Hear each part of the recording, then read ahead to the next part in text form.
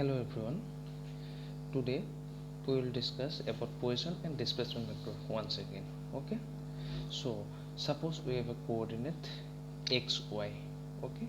So then here are 2 points. Say A whose coordinate is x1, y1 and B whose coordinate is suppose x2, y2. Okay.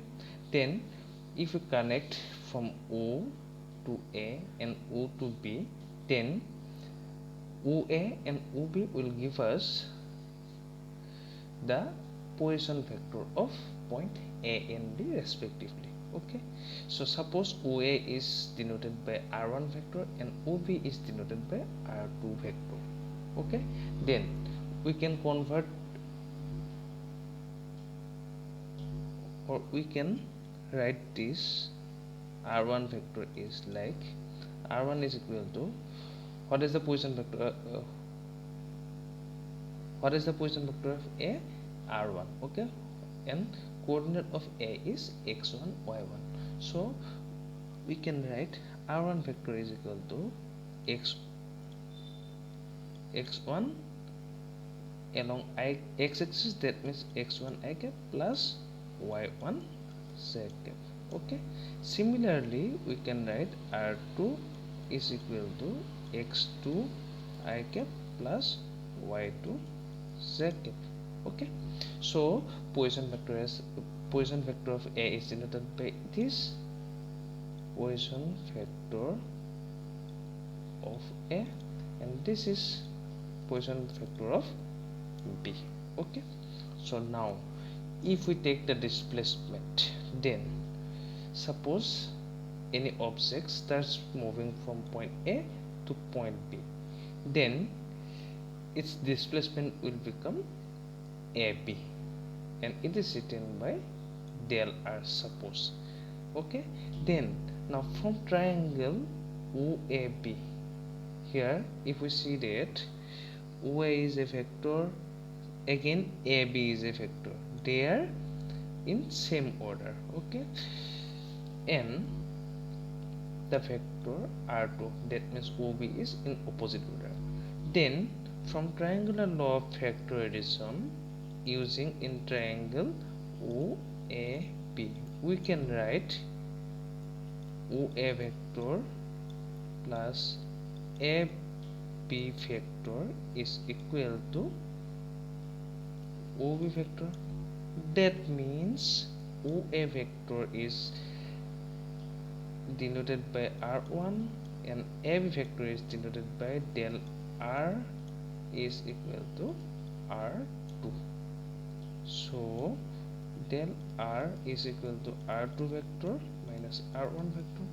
Okay, so this is called, here this is the vector symbol. Okay, so this is called displacement vector.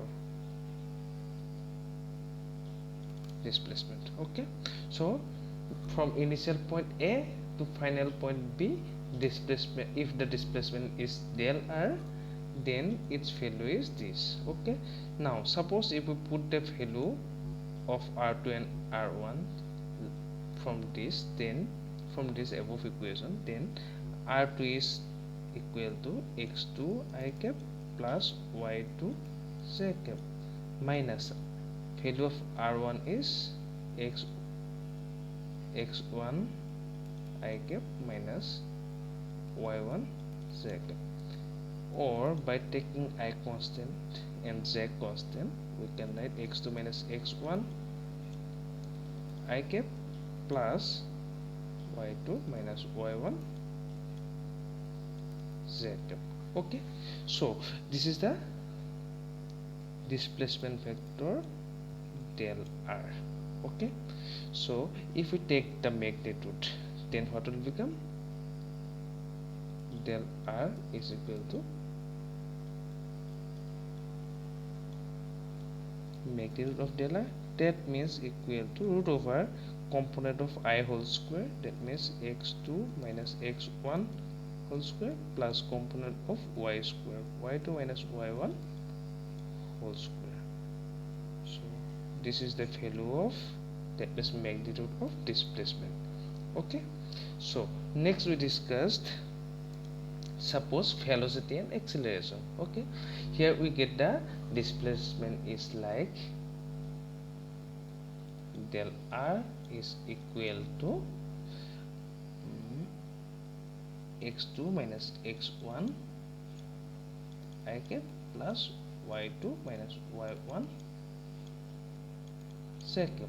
Okay, or say we can write del x I cap plus del y z cap, where del x is equal to x2 minus x1, which denotes the displacement along x-axis only, and del y equal to y2 minus y1, which denotes the displacement of the object along y-axis only. Okay, by combining this we can write del r, that is total displacement. Okay, so if we need the velocity, then the time must be given, no? So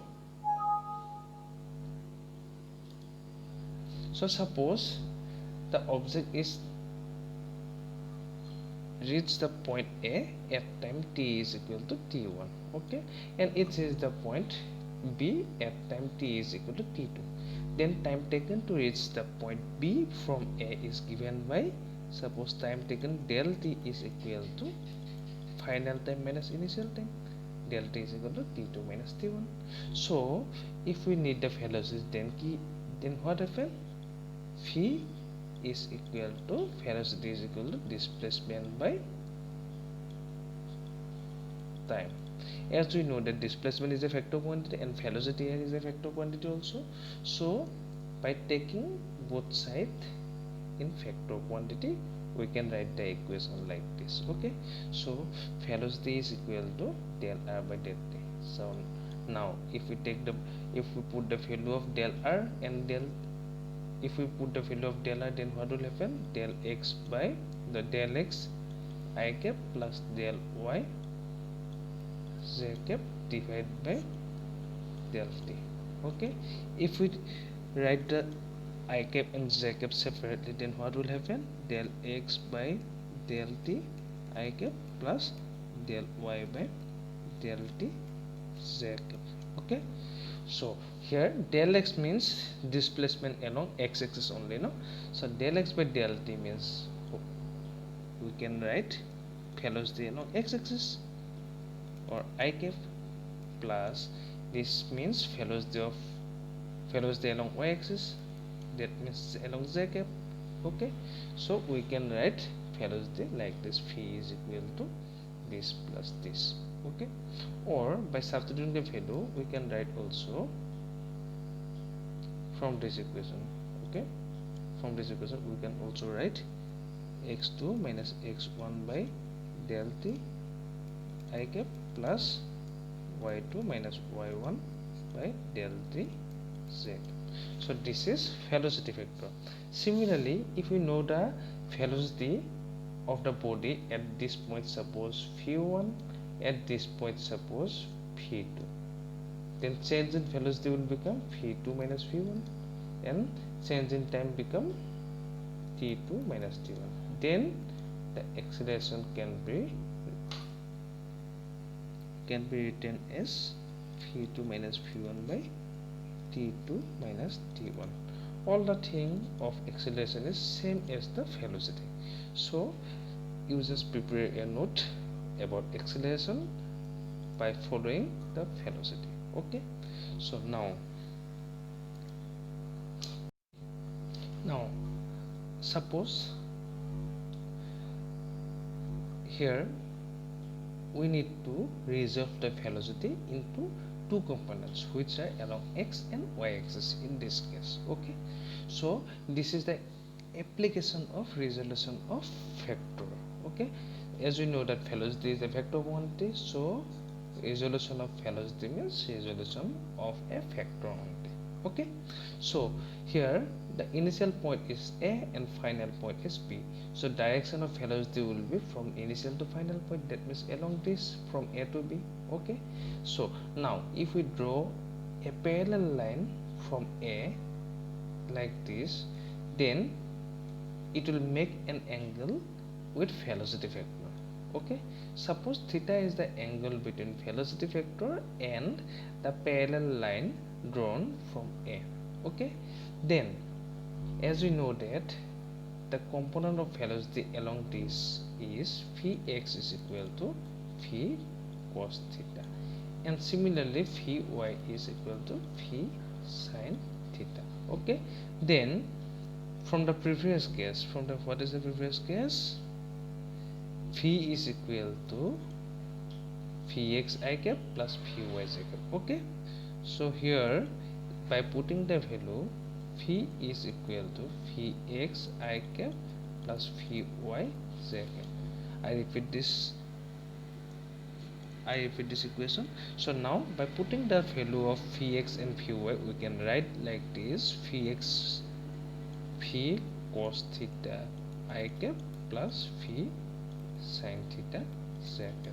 So if we see here in left hand side, the velocity is a single quantity c. Okay, so we can resolve this velocity into two components along I cap, that means along x axis, and this is along y axis.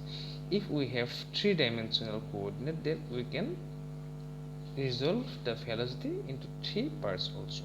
Okay, here we need to resolve into just two components. Okay, so this is resolution of velocity. Okay, to next, direction of velocity. Okay, so as we know that here we consider theta is the angle between velocity vector and x-axis. Okay, so this is we consider as theta. So if we need to calculate the angle theta, then we can follow the process. Okay, suppose that was A and B, initial and final point respectively. Okay, then direction of velocity is from A to B, that means along this direction velocity. Okay, so now we draw a parallel line AC which is parallel to x-axis. Okay, so now by using parallelogram law, that means from the previous we get that AC is equal to phi x and A, suppose D is equal to phi y. So we can repeat this, or we can move this velocity vector, that means phi y or AD, up to this and AC up to this, and then it will complete a parallelogram. Okay, so now if this is phi y, then we can also write this is also phi y, and if this is phi x, then we can write this is also as phi x. Okay, so now from triangle ABC, okay, from triangle ABC, if we take tan theta, what is tan theta? Tan theta means perpendicular by base. So in this case, if this is theta, then what is the perpendicular? Then this will become perpendicular. Okay, and base will become this. Okay, that means perpendicular means BC and base means AC. Or what is the value of BC? It is denoted by phi y, and AC is denoted by phi x. Okay, that is theta is equal to, from inverse trigonometric ratio, if we bring the tan L in right hand side, then what will become? It will become tan inverse. Okay, and the remaining is phi y by phi x. Okay, so if we know the value of theta, then we can say that the velocity makes an angle theta, or this value, with x-axis. So this is the direction of this velocity. Okay, so today we discuss about position, displacement, velocity, acceleration, and after that we resolve the velocity into two components, that means into two parts, along x-axis and along y-axis, and then we also calculate the angle made by the velocity with x-axis. Okay, suppose it is given that the angle is made by y-axis. That means this is given as theta. Then what will become? If this is phi, then it will become phi cos theta, and it will become phi sin theta. Okay, so with which axis the velocity make some angle, along this we can add cos term, and in the normal we use sin term. Okay, so this is it for today, and this is the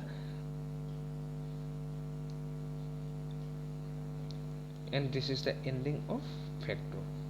Okay, in next class we will discuss about motion in a plane. Thank you.